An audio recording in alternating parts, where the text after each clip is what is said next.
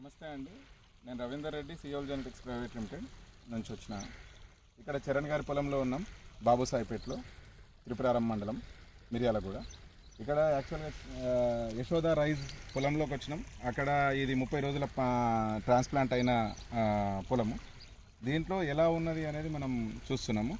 పిలక శాతం కానీ గ్రోత్ వైజ్ కానీ చాలా బాగుంది. అయితే పిలకలు చరణ్ గారు ఒకసారి లెక్క పెట్టి చూపిస్తారా? ఓకే సార్, చేస్తాను.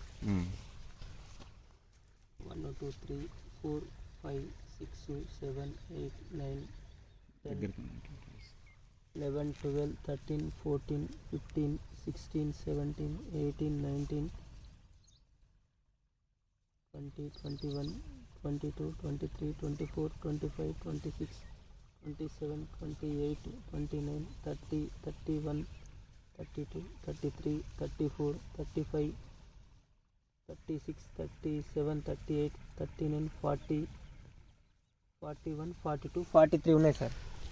ఇప్పుడు 41 42 అంటే 43 ఉన్నాయి కదా, 43 పిల్లలు యావరేజ్ తీసుకుంటే 40 అవుతుంటాయి కదా, మినిమం 40 35 నుంచి 40 ఉంటాయి sir. 35 to 40.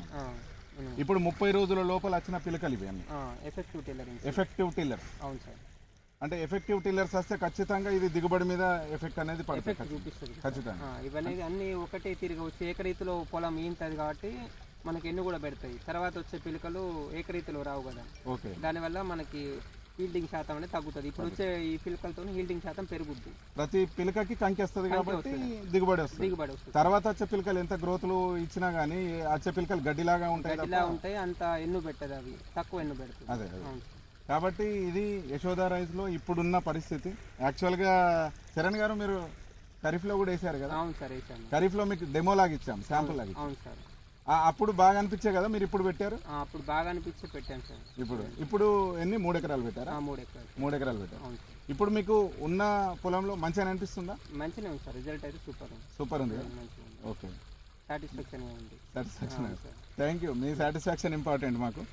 Thank you Charan గారు, మీరు కంటిన్యూ అయినందుకు. మాకు కంటిన్యూ కావడం అనేది చాలా గొప్ప విషయం. ఓకే.